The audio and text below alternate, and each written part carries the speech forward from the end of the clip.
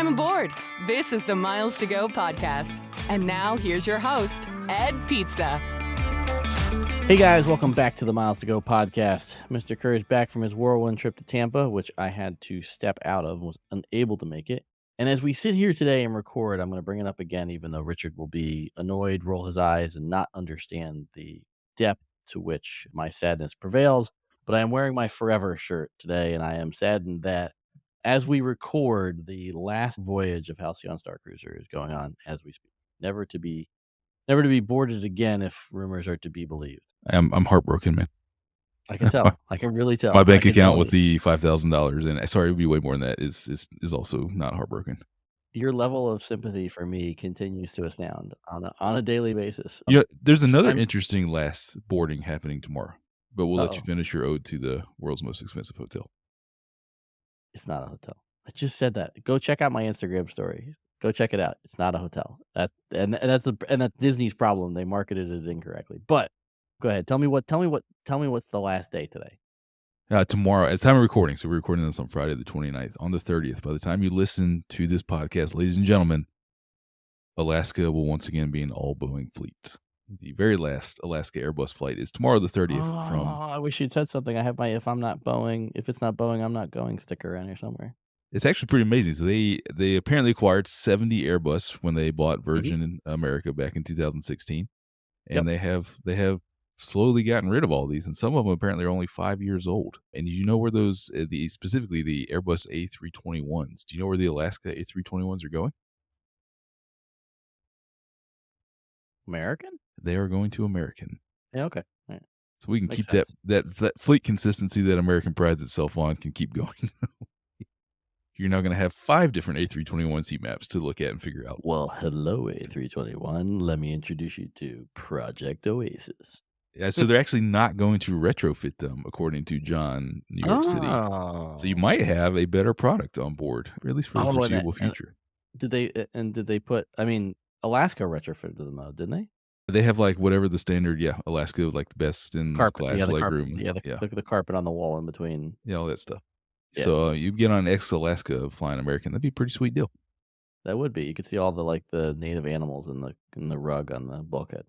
I wonder if they'll get rid of that. But I don't know. But there you go. That's a tidbit for the day. By the time you're listening to this, if you're flying Alaska, you will only be flying Boeing. There you go. If it's not Boeing, I'm not going. Although that isn't true, unfortunately. It's like I don't think that's very true. So we've got Hyatt news to talk about. We've got Delta non-news, but maybe news to talk about. There's some status match opportunities out there. Amazon making it a little bit harder to earn miles. But before we get into all that, if you're just tuning in, you can email us, ed@pizzainmotion.com. Best way to get a hold of us there. You can text us or leave us a voicemail, 571-293-6659. He is on social media at Kerr Points. I am on there as at Pizza in Motion. And if you want to support the show, you can join the Slack community. The links are in the show notes there. We've been running a bunch of giveaways there for folks, weekly happy hours. And we have our meetup coming up, Club 33, which unfortunately you can't join us, but we are going to get to go have lunch at Club 33 at Disneyland for those folks that are nerdy enough to enjoy all things Disney. Bummed I can't make that one.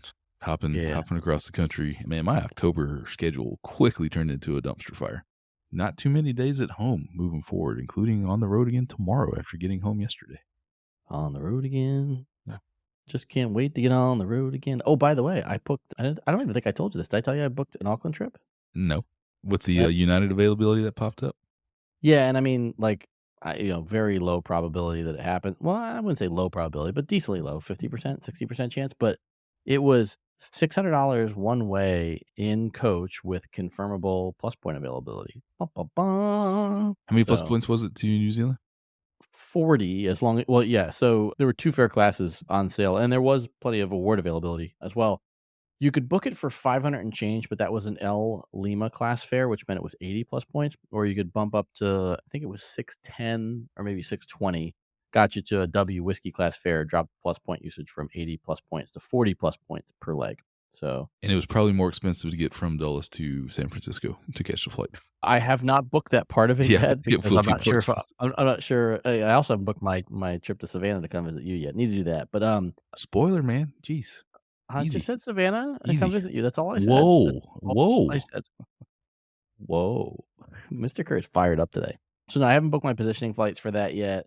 It would give me, call it maybe like 2 days to go, like, bump down to, like, I don't know, Christchurch? When I went to the only time I've been to New Zealand, I spent my entire time in Auckland because I was helping a friend, so the trip wasn't really for pleasure. So I haven't really explored anywhere else in New Zealand. Have you been? Only Auckland. I very much want to go and spend like 2 or 3 weeks there with the family and check all of the parts of New Zealand out. Yeah, I do too. I guess what I'm torn between is you've got, let's go say, like, Christchurch and Wellington are probably two of the easier reachable places with only a couple of days on the ground. So for folks that are listening, if you've got an opinion on if you only had a day or two to spend in one of those places where you'd go, I'd love to hear your thoughts. And we'll hopefully get a chance to try out the new Park Hyatt Auckland while I'm there for a day as well. So it was not open when I visited last time. So let's talk a little bit about, actually, do you want to talk about Hyatt and their new Homes and Hideaways collection first, or do you want to talk about the fact that your destination for this week is currently underwater? I'm not going to New York City, but as Oh, of you're time, not? That's I'm good. not. That's Yeah, good. it's great actually. I say Yeah. that and I might have to go to New York City for a week. Or Right, for a right. day. It For a day, seems actually, the day that you're listening to this, I'm either very grumpy and in New York City, unless you work for Bill and you're listening to this in place. I'm very happy to come and see you.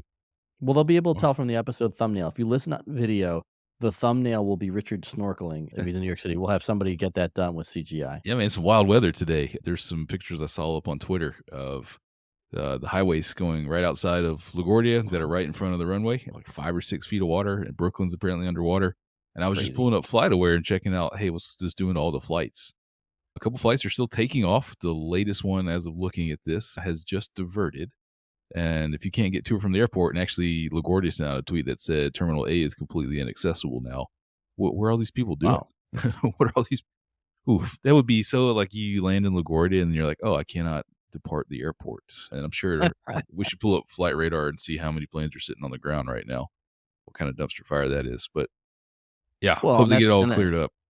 and that's the downside to, like, LaGuardia is obviously not a connecting airport. So when things start to go awry there, it very, very quickly fills up.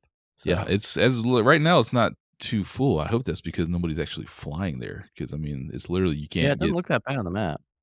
can't get to or from the airport. So if you're in New York City, I hope you have dried out by the time you're listening to this. But man, those are the things where like you have to be prepared, right? You can't just show up to a flight and get on. Like, what's going on at your destination? What's the current air traffic thing? Like, yeah, everybody, I hope you did not get on your plane to New York City today and you just kind of wave off and do it another time.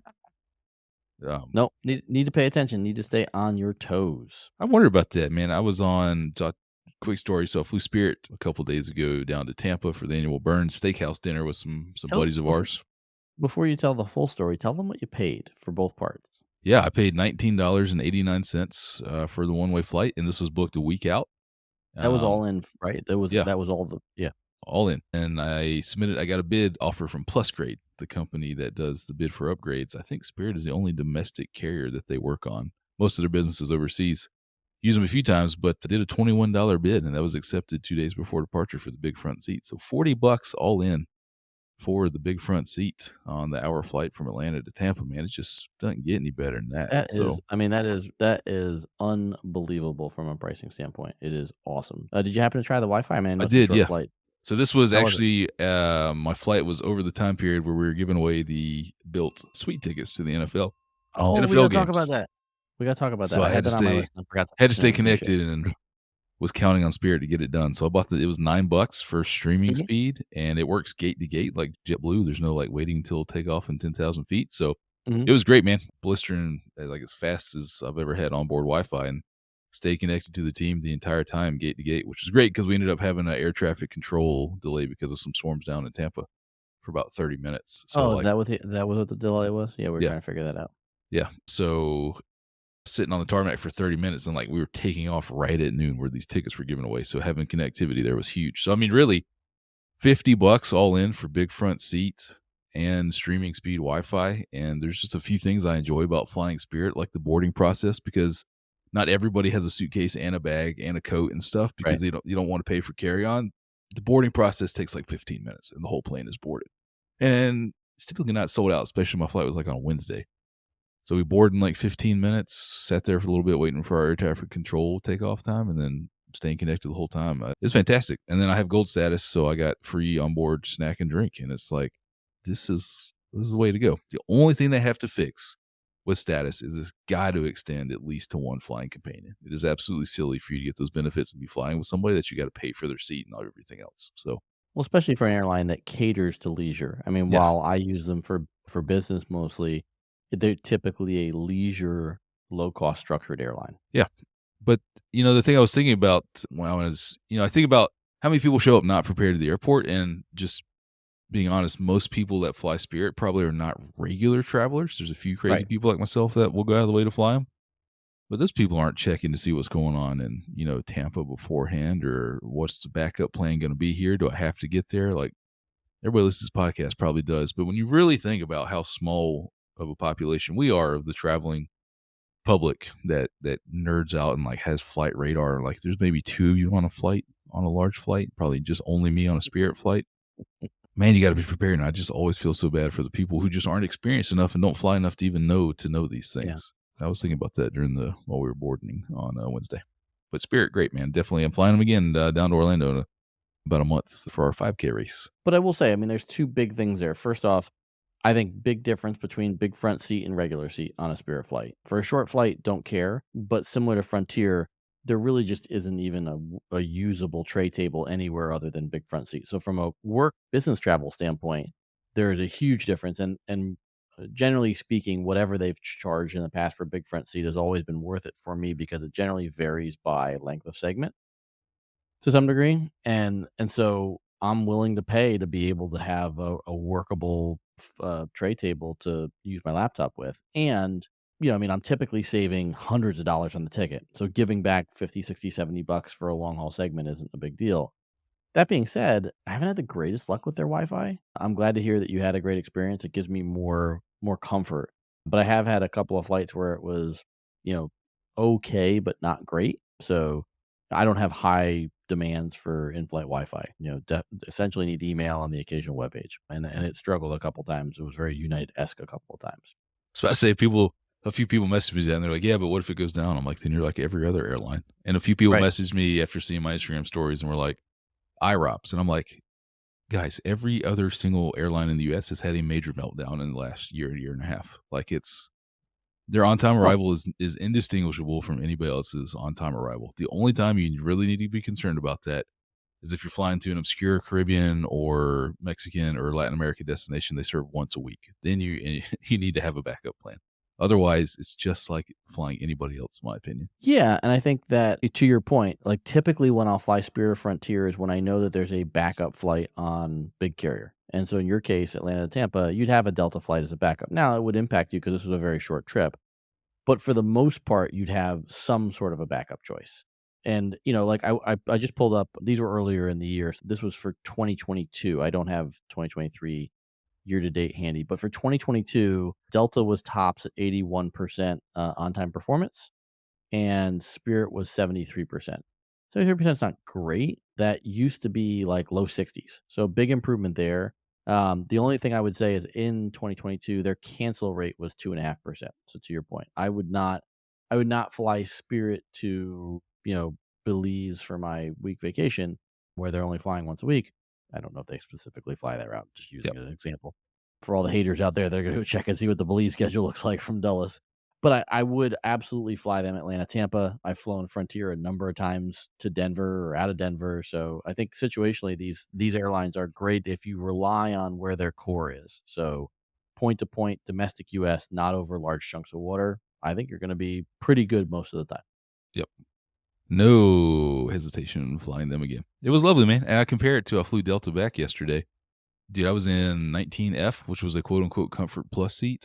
A bit of a weird exit row seat on the 757, but like you're still jammed in there, man. Like I was against the wall and I was like, the Spirit big front seat was just a much better experience all around than that economy seat on Delta, even in Comfort Plus. So I enjoyed the Spirit flight more. Yeah, I flew E Plus home from Vegas last week, and I think I said on the pod, there's a fairly big dude in the middle seat, and I was like leaning out in the aisle trying to get work done. Like it was, it was not great. And I was trying to scan and look and see. I don't remember which thread you put it in, but I think what's your Delta status level? Platinum?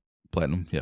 Yeah, and you were what? I think you were 23 out of 55 or 29 out of 55 Yeah. on the upgrade list? Yep, like 25 out of 55 on the upgrade list, which is like, Yeah. just The I mean, only thing it was a great deal. I booked it with Virgin Atlantic miles, so Sure. 7,500 Virgin Atlantic miles for a flight home. It's an hour flight. I don't really care, but just sitting there for an hour, I was like, man, that Spirit flight was just so much more comfortable than this. The only thing that surprises me about that is that there were only 55 people on the upgrade list. I was actually surprised, but I think maybe like a weird Thursday daytime flight. Maybe. Yeah, It but seems the low other though for a flight to Atlanta, and Tampa is, I mean, Tampa's not a small place, so I'd expect a decent number of elites to be flying out of there. Yeah. The other thing about flying Delta in and out of Atlanta is there's not going to be an empty seat on any flight. Like you look at the standby list because of how many non-revs fly in and out of Atlanta. Like Yeah. you're just always going to be crowded and crammed in there, and everything Mhm. from the gate to the boarding experience to on board is just packed. Like I just felt like you had more space and air on the Spirit flight, maybe because all the seats and everything else is smaller as well. But it's just always packed in like sardines going in or out of Atlanta on Delta. No, that's a good point. I generally find my Delta experiences to Minneapolis and Detroit are more desirable than my ones to Atlanta. Not because Atlanta's a quote unquote bad airport, but to your point, like it's always going to be 101% capacity, occupancy on those planes. With only 55 Delta elites, is there going to be the same amount next year that the Delta CEO says maybe we need to walk some of the stuff back?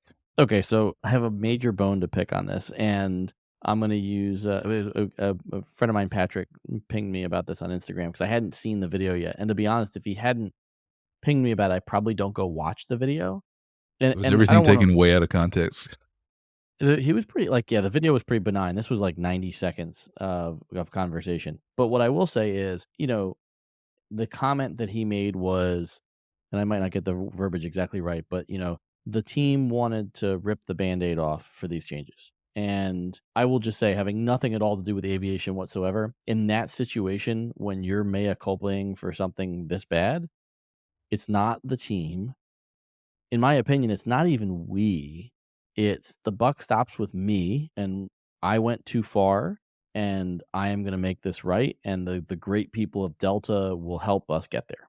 And so I think there was definitely a missed opportunity in how he messaged it, of like saying the team, but he also didn't discuss any specifics. And I guess we could hypothesize for forever, but I'm trying to figure out what they could change that would actually change my mind. Of the things I think they could change, and I haven't come up with one yet. This was at like a Atlanta Rotary Club meeting or something, right? Not like a Mhm. big conference or a keynote No, or anything. So no, I don't. yeah, right.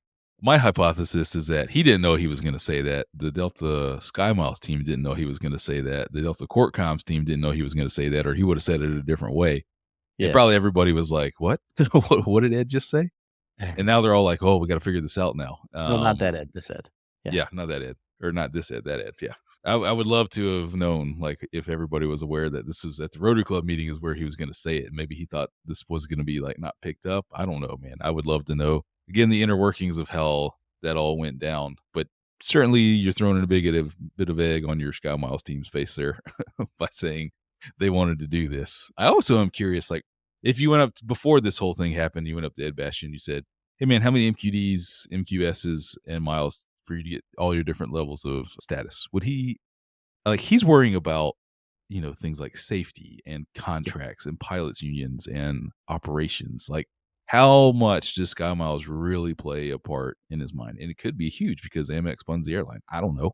But I would Could be be. curious to know his personal level of knowledge of this, and like did he just get one brief one day that was set up a month in advance where the GM of Sky Miles gave him, this is what we're gonna do, and he's like, all right, you guys good? Cool. Like if or like I don't know. He could be the biggest Miles nerd in the world. I'm not sure, but I'd just love to know how all that went down.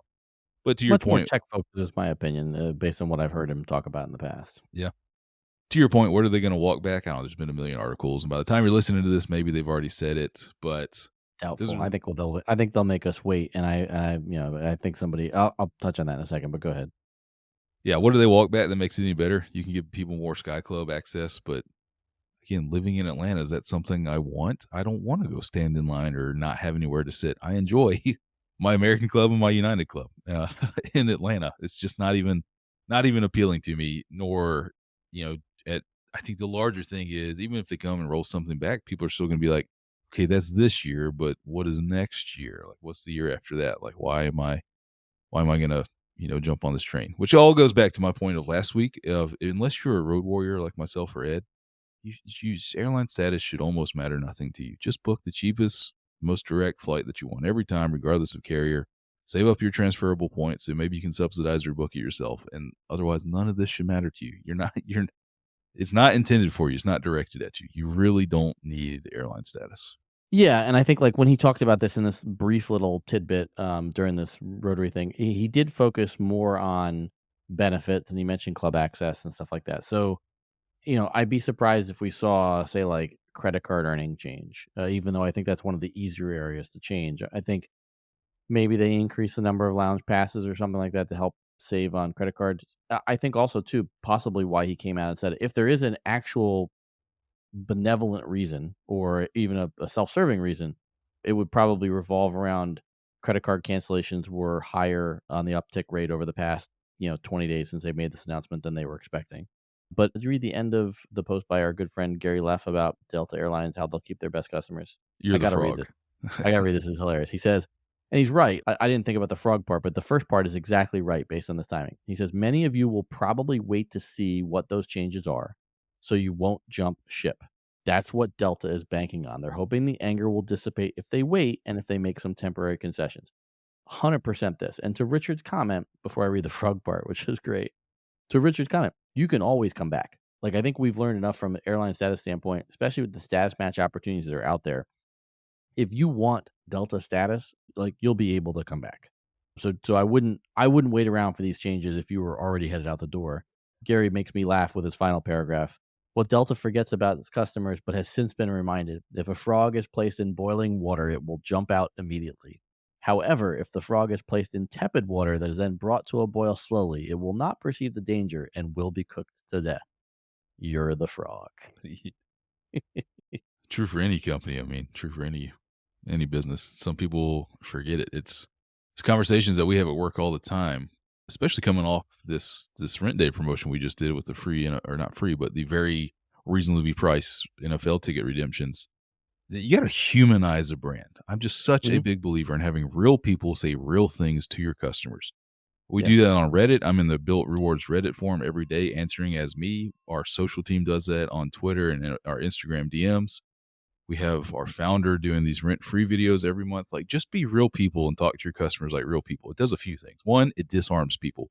You're not this Delta Twitter feed that everybody comes after. And Delta made their first tweet since these changes, by the way, and it went exactly as expected with everybody destroying them. But so humanizing the brand, it disarms people. They'll still be angry. You'll still make mistakes. We still make mistakes, but they'll come at you from a more human perspective than I am blasting this obscure or faceless Twitter handle and just talking junk about you. And the second thing it does is it just, when you do make mistakes, it just allows for things to be resolved faster, right? Something that and it's something that you were just talking about before we got on this call. That's right. You got the eavesdrop on us customer rescue. Yeah, I mean, how do you rescue the customers if people know there's a real face, a real voice, and you're not going to get canned responses back? You just have to have a relatable brand and something we're going to do. I mean, the things we were talking about is those NFL tickets went, and so, ladies and gentlemen, if you didn't get an NFL ticket, the reserved upper level seats and the suites were gone in 7 seconds. Wow. On September 27th, 7 seconds. And we had, at the Jets game, we had 100 upper level seats plus the 30s. Like, it's not like there was 12. We had, over 200 tickets for these things. So it's like, how do we, some people understand that they're just going to be gone. Of course, we have people write in that are like, hey, these were gone in 7 seconds. And it's like, we've set our brand up so that we can have real conversations with these people instead of, whoa, due to overwhelming popularity, blah, blah, And I think Delta, these huge companies just miss the mark on that sometimes. And I understand why they're hesitant to do that. You got to put yourself out there. You got to be willing to take personal criticism. But in a situation like this, it's just a good reminder to everybody. Don't get the frog to jump out. Maybe if you're determined to lower your program, do it slowly so nobody realizes what's going on. But the second part of that is you just got to be real people willing to talk about stuff and make things right, because you are going to make mistakes. We are going to keep making mistakes. You could not boil the frog, too. The goal is to set yourself up so you have a sustainable product, so everybody, so you don't have to do this stuff. And I want to loop back on that in a minute. I want to hear about the game, but I just think that there's this Did Delta We've even talked have to do this? Were they in such dire straits that they had to do this? to do what? To roll back or Yeah, to make the no, to changes? make these huge changes in the first place. Is it Well, I think they had to do something with clubs. Like, they just had to. Like, that, like, to be clear, they definitely had to do something with clubs, and I think they had to do something to trim out elites, but I also think they didn't account for the fact that, I mean, look, like, the reality, they could have, as much as there was, a bloat in the elite ranks from COVID, you could have ended MQM rollover or limited MQM rollover and had a significant effect on the elite status rolls. You Yep. didn't I don't think they needed to go this far to get what they needed.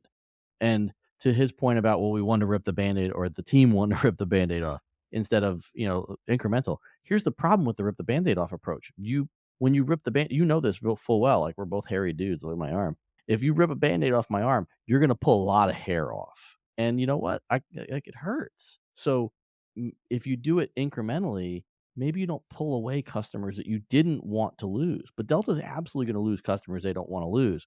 And if they had just done things like, limiting rollovers or stuff like that, I think there was a better, or raising the amount of money that you needed to spend for, MQM waiver. Like, maybe instead of 25,000, you had to spend 50,000 on the card or something. There were ways to do this without killing the golden frog. the golden frog? I don't know, man. I would still be willing to have the debate of the lounges are crowded, people are still lining up, business is good. So what? Like, people are still lining up and going in lounges and still Yeah. carrying your card. That's like saying this restaurant is too busy. There's always a line. They got to do something about that. Like, no, they don't. Supply Well, and demand. Like, we'll yes and just no, raise. but I they mean, sure, but they sold people on the dream of a $600 credit card that got them lounge access, and that's the rub, and that's where I think you need to find a way to drop attendance to some degree, and I think they could have in other ways and just didn't. Because here's the other thing too, like, this, if it is all part of the ecosystem. And so if you're not Delta Diamond anymore, you're probably not booking Delta as much, which means you're not in the club as much. So just restricting access by credit cards is not the only way to reduce traffic in the clubs. When reducing your elite levels, you're going to reduce the number of people in the clubs. So, like, there were other ways to get this number down. And I do think that an incremental approach, the reason why incremental approaches are chosen, and I'm saying, not saying that they're always right. Sometimes you do have to rip the Band-Aid off. But the reason why you choose the incremental approach is because you think you might not have to go all the way. You might not have to hit the nuclear button. There might be a level somewhere in between where you can get off and say, this is enough. We I hit the just, sweet spot. I just don't know Now if the that. sweet spot's in the rearview mirror. I think it all goes back to, what are you designing to be sustainable, right? And I'm not in a spot where I got to worry about the quarterly earnings call every single quarter making everybody happy, but what are you doing that's going to be good in 5 years, not just the next quarter? And Yeah. it's just a hamster wheel for these publicly traded companies. And we talk about incentive alignment a lot on a daily basis, and like the incentive, the entire system, the incentive of the passenger is not aligned with the incentive of the shareholder, which is not aligned with the incentive of the employees. Like, it's incentive misalignment, and that creates this mess that we have. Yeah. Let's talk about Hyatt for a minute. And then I do want to talk about Built a little bit, because I didn't get to come to the football game. Maybe I would have been one of those people who's quick enough to click in 7 seconds. But I want to sort of take a 10,000-foot view on something that is a smaller announcement overall. But Hyatt announced this new Homes and Hideaways program, which sounds very similar to Marriott Homes and Villas, which is something that I've actually used. I think, did you have a Homes and Villas booking as well? Yeah, we tagged along with one of Summer's Homes and Villas during That's the right. pandemic. Yeah, Right. And you guys really enjoyed the house, right? that was awesome. Yeah, fantastic. Yeah. So I think, these are a great addition to any loyalty program. Do I think that this is the be all end all? I don't think it's the be all end all in and of itself, but it's definitely a new and different way to travel. As you've found it Built, there are certain ways that younger folks are traveling, and so this certainly appeals to those sorts of folks. But I think the thing to think about here, that I think, like, if we zoom out to before they made the change, back when they had, cool words that we like diamond instead of globalist. But if you think back then, I'm just going to read off to you, on Hyatt's Brand Explorer page: Miraval, Alila, Thompson, Caption, Dream, Destination, Unbound, Joie de Vivre, Zoetry, Secrets, Sunscape. None of these brands were part of Hyatt. SLH, Small Luxury Hotels, was not part of Hyatt. And So what Hyatt has done for their customers to try and keep them engaged, they haven't had a massive, quote unquote devaluation. Insert weird noise here, Jeremiah. They haven't changed the value proposition significantly on what you can earn. They've added one credit card. There hasn't been like a ton of changes there. But what I think about when I think about homes and hideaways, to me, it's just another one of those bricks that continues to emphasize why we find Hyatt points so valuable, because they continue to give me new and interesting ways to redeem those points inside their ecosystem. And, I'm not sure if I'm going to book a homes and hideaways, but I now have almost every option I have in the other much larger hotel chains in terms of style of booking inside of Hyatt. And also what I would say is probably a notch above when it comes to the all-inclusive side of things that they folded in. Yeah, I actually find this announcement a little bit weird because there's no details behind it. It just says we're doing this. Mhm. And then it's tagged in by saying, oh, by the way, we're selling our Destinations by Hyatts over to this Lowe's group who's going to assume management, or one of their companies going to assume management as well. But it was a little bit confusing to me, and there's not details as far as how many points it's going to cost, how many points you're going to earn. Again, this is a Richard Kerr opinion. Disclaimer, I have no inside knowledge. This has nothing to do with my day job. I feel like there's a big Hyatt change coming. There's too many award charts. There's too many brands. They have properties like they have to roll these homes and hideaways in. They have to roll Mr. and Miss Smith in, which is an entirely different beast on its own based on those properties that aren't going to match up with an award chart with the Hyatt place. I feel like the stage is set for something large to change. So that, on having that thought on top of getting this news about, hey, we're going to do this, but not really providing details, is a little bit confusing for me. So I don't know what's going on here, man. Maybe I'm not excited yet about this. Maybe I should be. I'll just wait until You should be. No. I'll just wait until the details are out there.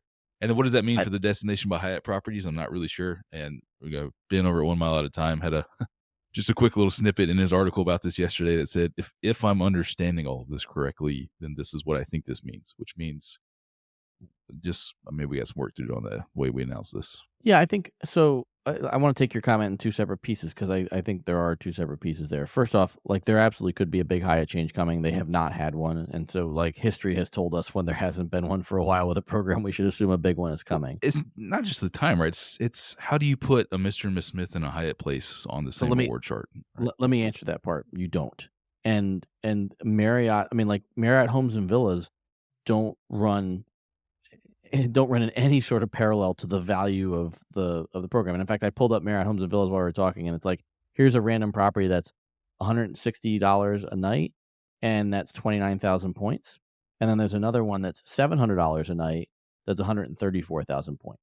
Like, those numbers don't correlate at all. So yeah. So I think they've proven that Homes and Villas on the Marriott side of things doesn't necessarily have to align with an award chart. I'd probably agree with you slightly more on Mr. and Mrs. Smith, but again, like, they're just so different and unique. SLH made sense to me that they needed to fold that in because those were much more typical lodging than Homes and Villas and Mr. and Mrs. Smith. I'm not saying they won't have some big change, but just like we saw the all-inclusive piece get more expensive, probably quicker than we think it should have. I do think they can either handle these as one-offs, or they can do what Marriott has done and just go, Homes and Villas they're priced the way they are, and no, there's no logic to it. Use it if you want to, look for deals, and if you don't like it, then don't use it. Which is sort of how I've looked at Marriott Homes and Villas from a points earning standpoint, from point redemption standpoint. Yeah. Point redeeming, like, I used a double points offer when we booked our trip, and so I got value there. But I've yet to see a compelling point redemption option that I would take advantage of. But for the normal people, I would imagine there's plenty of people that want to redeem their points on Marriott Homes and Villas. Yeah, I mean, I agree with you. That's how I think this Homes and Highways is going to happen. But just that means you have a category 1 through 8 chart that's off-peak, standard, and peak pricing. So you're already talking about 24 different pricings there. You got a Miraval chart. You got an all-inclusive chart that's A through E. Then you're going to have a Homes and Hideaways chart. And then you've got on top of that, you can't have 7 different charts and expect the average person to understand what's going on here, which is why I think And then you got a Mr. and Miss Smith chart. You and I care more about charts than other people do, for sure. And I still would contend I don't think Homes and Hideaways or Mr. and Mrs. Smith will have charts. Or if they do, they won't be published. I care about charts because I care about expectations, right? What is the number one question that every built member asks me? How many points is a night? right? I want charts That's too. Yeah, yeah, I want you got charts like too. We're I just need not to be gonna able get to it. answer that question in order for people to like your program. How many Yeah, points yeah. is the night? Here's the chart, and let me show you. And people go, okay, great. Instead, with other programs, you're like, I don't know. Good luck. I have the Marriott chart up on my wall behind me. You see it? I don't. Oh, so let's talk real quick. I know we've gone a little bit long here, but I wanna hear a little bit about the football game because I haven't heard squat from you. Only in to ask you, and you tell me it sold out in 7 seconds, and me thinking that I think I could have absolutely clicked the button and gotten in 7 seconds. But as a platinum member, I honestly did debate this. I was going to come down and join you in Houston for a game because there aren't many opportunities for me to end up in an NFL suite, and 10,000 points seemed like a screaming deal. So I'm guessing that everybody that came felt like they got their built points worth. Yeah, they did. Look, it was a great reaction. A lot of people excited about it, rightfully so. We really did not expect all of those upper level seating tickets to go that fast, but they really did. Now we got a little bit fortuitous where for the New York game where we had 99 regular seats and 30 that the reports are already out there that because the Chiefs are playing, Taylor Swift's going to be in a suite as well. So people were like, I'm going to be in the built suite right next to Taylor Swift's suite. I don't know if that's true or not. I have no idea. But Yeah, that was right. great. And we got, again, lots of messages from people like, oh, we need more tickets. We need more games. When are you going to do this Right. game? When are you going to do this Right. sport? When are you going to do baseball? When are you going to do? So I think we hit on something here where sports are obviously a very important part of lots of people's lives and an interest for many people. And to your point, I had several people I know who reached out and said, I got lucky enough. I've got a sweet ticket. One person I'll see in Houston saying, sports aren't particularly that I'm not even interested in the first place, but if it's 10,000 points for an all-inclusive suite experience at an NFL game, it sounds like maybe something I should Right. experience, which is why it's part of Right. built experiences. So we're excited for those people as well. And I'm sure we'll do a lot more of this. Again, built experiences is now a thing. You're going to see regular experiences come up, probably not always sports, but yeah, our founder definitely said we obviously hit a sweet spot here where people were really excited about this. So it was great, man. And then to see how fast those went. Sweet spot. Yeah, it was a sweet spot, pun intended. Like I always, if you text me or DM me, I write sweet, SUITE, no matter which way You do an annoyingly no matter large which way I'm number of going to be times. talking about sweet.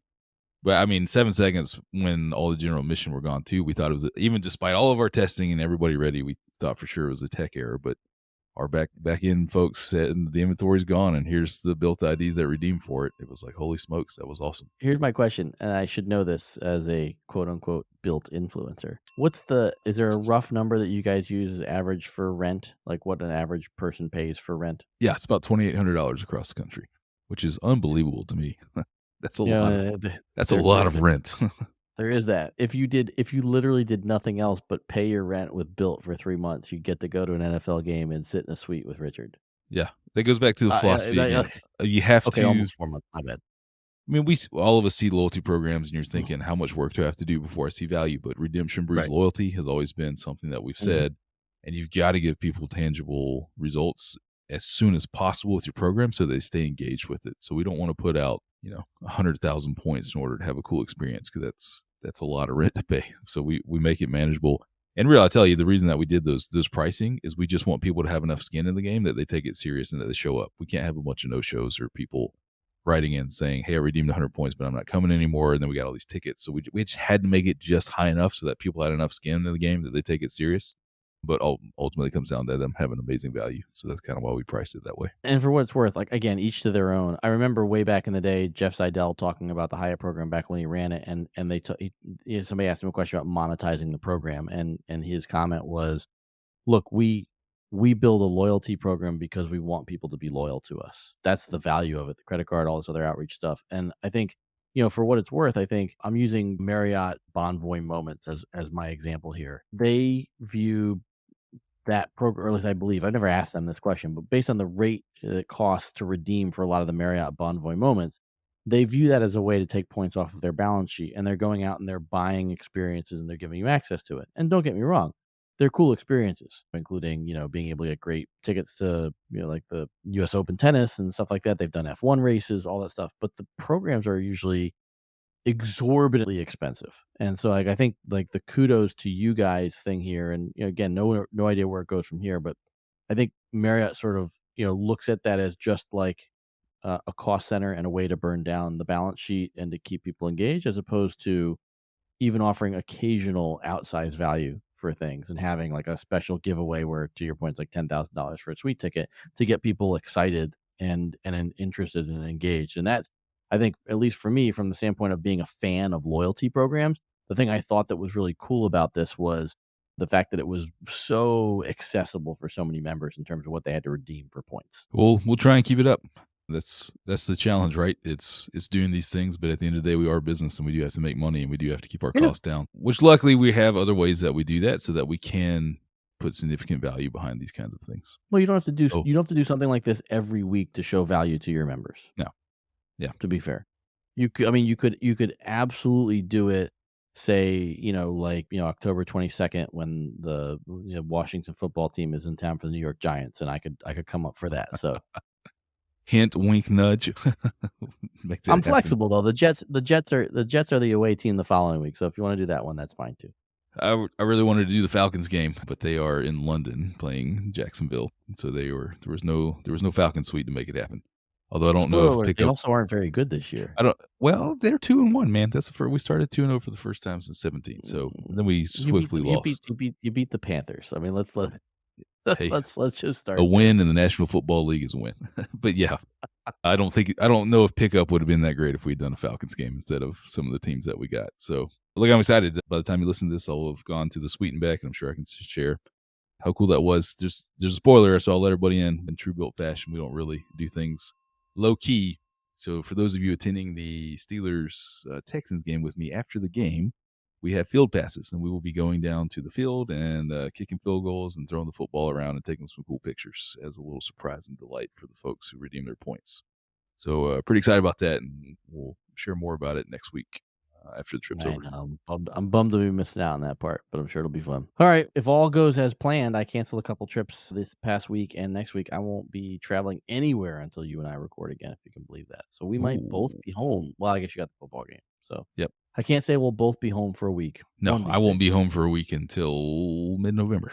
Nice. This will be my last time being home for a full week before we turn the calendar to 2024. Ooh, busy times ahead. And that'll be when we both decide that we've decided to keep our Delta status. You platinum. Oh, I don't. Based on Advanced changes. I have no shot at having Delta status next year. I am so far away from even getting silver underneath the current requirements that I won't have any status. I still maintain 2 Delta credit cards as of this moment because I haven't called to cancel yet, but I have removed every single memorized transaction from both cards. We are spending 0 on the cards. At some point in the very near future, I will cancel both cards and not wait in breathless anticipation of what Ed Bastian wants to do to me as a frog. That's a really weird sentence without context. Rivet. Rivet. Well, you heard it here, folks. This is the very first time that I have acted like a frog on the Miles to Go podcast. Thanks, Gary. Appreciate you. All right, Mr. Kerr, safe travels. Hope you guys enjoy the game. I bet you your son will get a big kick out of that. Staying home this week, driving the desk, trying to make my office look more presentable. Guys won't show you what's back there because it's pretty much a pigsty, but all that and a whole lot more until we upload again. We've got miles to go.